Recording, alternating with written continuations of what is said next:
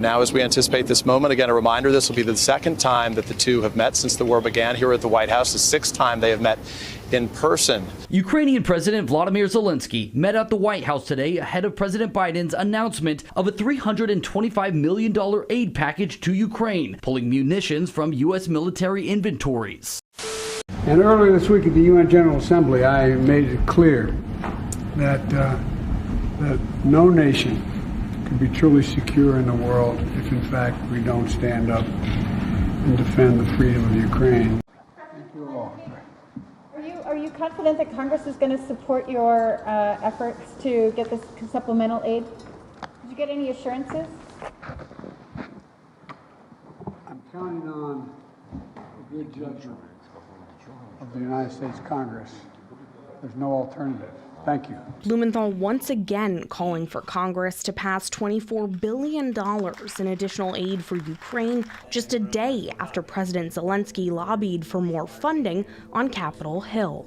This is a struggle between Ukraine and Russia, but it's also a struggle on the global stage between democracy and autocracy, between freedom and tyranny, between truth and propaganda, between good and evil.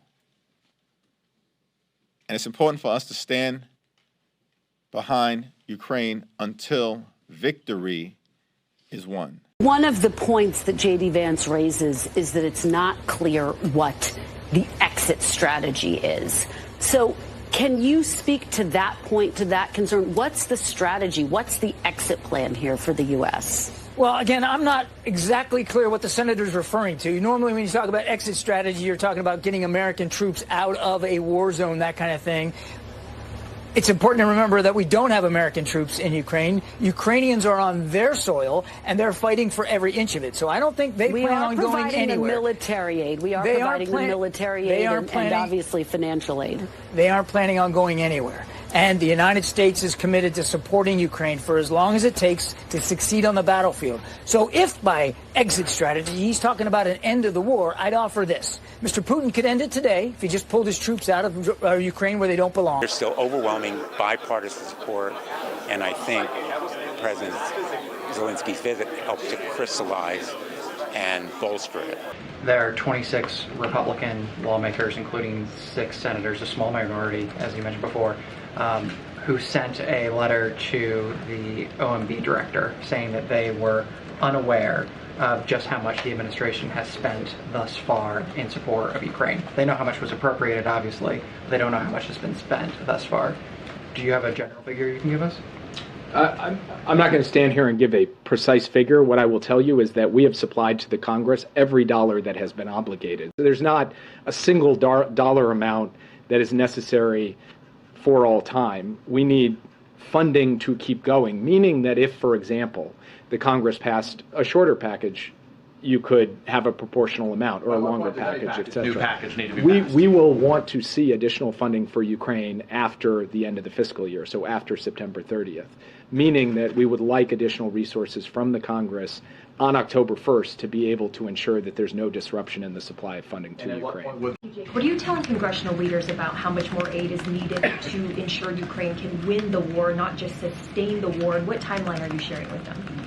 Well, we've put forward a proposal. We've actually laid out in some detail every element of assistance that we believe is necessary to get us to the end of this year, and then we have begun talking to them about what next year looks like as well. But that's in military support, economic support, humanitarian, energy assistance, and so forth. My position on Ukraine, which is that we haven't done enough. Match or exceed that. The House has approved a $40 billion aid package for Ukraine. The U.S. sending an additional $400 million in military aid to Ukrainian forces. The White House has announced that it's sending a $2 billion aid package to Ukraine. The Pentagon said the U.S. will provide Ukraine with $1.2 billion in military aid. The $3 billion in direct aid to Ukraine includes 50 Bradley fighting vehicles. It's the first time the armored carrier will be sent to Ukraine.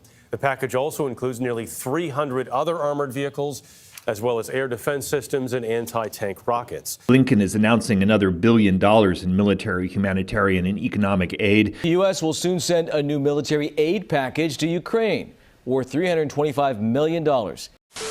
There's also this incredible story about an American journalist, Gonzalo Lira. He's reportedly right now in prison in Ukraine on allegations of spreading Russian propaganda. I don't understand this, that Joe Biden could approve $113 billion of money to Ukraine, and yet he has not tried to get this American journalist out of prison there. How is that possible? It's even worse than that, Maria. They've canceled the elections. What kind of democracy has no election? So next year, Zelensky said he's not going to have an election because it would be inconvenient during the war and would be expensive. Well, the thing is, if you don't have elections, why in the world would we be supporting a country that's not a democracy? They've banned the political parties. They've invaded churches. They've arrested priests. So, no, it isn't a democracy. It's a corrupt regime. And are the Russians any better? No, the Russians are worse. But at the same time, we don't always have to pick some side to be on. But the ultimate reason I'm against this is we don't have the money. And when we borrow more money, it leads to more inflation, leads to more likelihood of recession in our country. And so we just can't keep doing it.